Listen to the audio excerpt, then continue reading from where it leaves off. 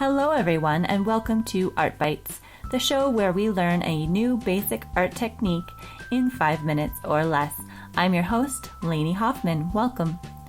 Now this week we are inspired by the sentence, buffalo, buffalo, buffalo, buffalo, buffalo, buffalo, buffalo, buffalo.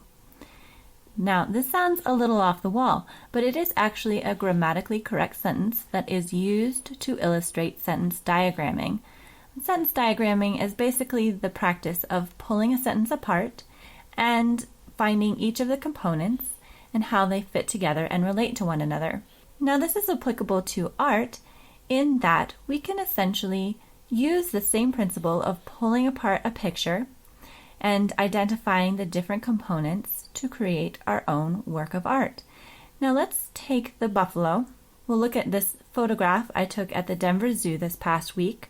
It is a Lego statue of a buffalo, and we're going to take a closer look at this photograph and see how we can take apart different components that we can then translate into a new piece of art. We're going to open up this picture on the iPad so we can take a look at the components that make up this buffalo. When we look at the head, we see that we have a soft triangle. The middle part of the body is a circle, and the rear end is just a bit of a rectangle with a slope in it. When we look at the legs, we again have some more triangles with little rectangles in the bottom for hooves. The buffalo is pretty straightforward.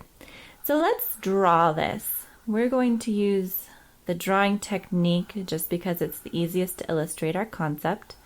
We're basically just translating the shapes that we just saw onto paper with our pencil, hooking them together and layering them in a way that is visually pleasing to us.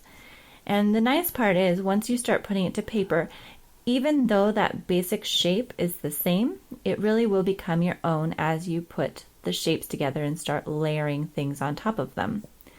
So you'll even see right here, I'm going to add a fourth leg, which we couldn't see in the photograph, but I think that it looks weird without it. And then I'll start adding some little details on to make this buffalo more fully developed.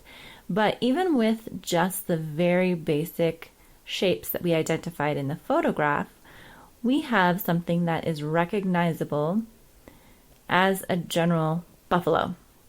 It's pretty easy and straightforward.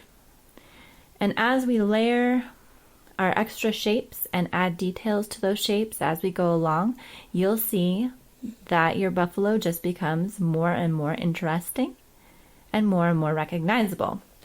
Now you can play with the proportions a little bit.